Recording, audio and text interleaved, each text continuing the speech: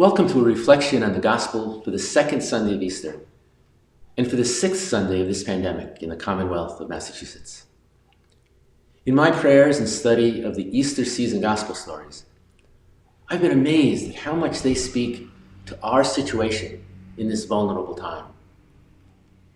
In this Sunday, when we hear the mislabeled story of Doubting Thomas, I think we discover an apostle who truly speaks to this moment in history.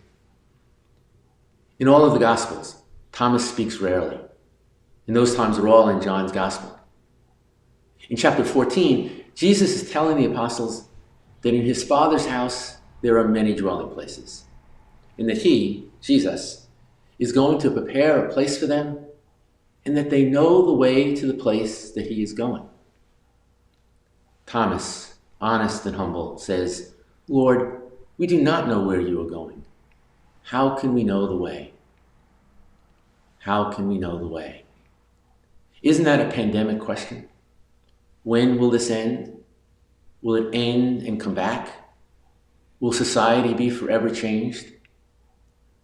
Thomas knows what it's like to live with uncertainty and to receive the answer of Jesus. I am the way. Jesus' way of compassion is the way. A few chapters earlier, we heard Thomas speak when Jesus says he is going to Bethany, which is near Jerusalem. Jerusalem was the center of the temple's and the empire's resistance to him. It is a place to be feared for the followers of the Messiah. But Thomas says, "Let's go also, that we may die with him." Thomas is committed to Jesus no matter what. Can we be committed no matter what?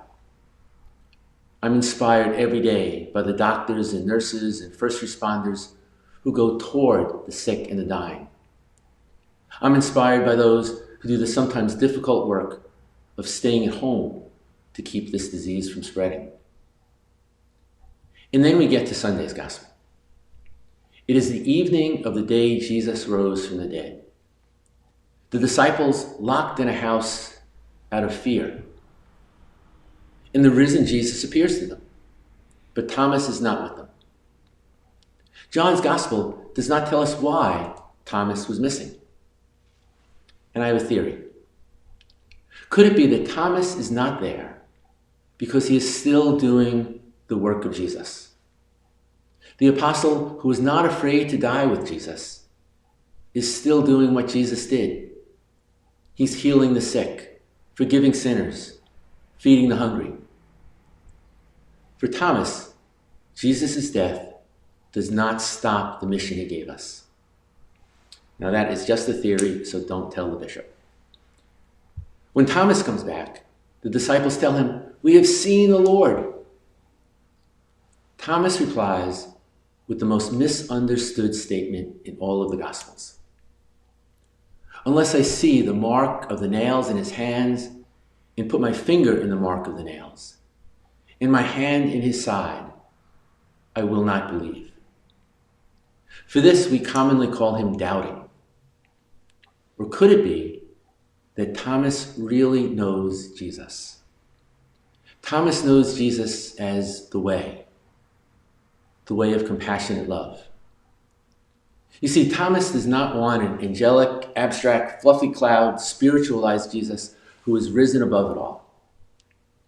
He wants the real Jesus, the wounded Jesus, who will stay with the wounded of this world and will take the wounded of this world to where he is.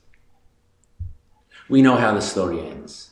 The wounded Jesus appears to Thomas, and Thomas says the most profound expression of faith uttered by any of the apostles: "My Lord and my God." In our days of terrible suffering, times when some of us are dying without the physical presence of family and friends, a time when so many are in financial need, we might ask, where is God? Because of Thomas, we know where God is. We know that the wounded and risen Jesus is right here among the wounded of the world. And we know his way, the way of compassionate love, is the salvation of the world. Amen.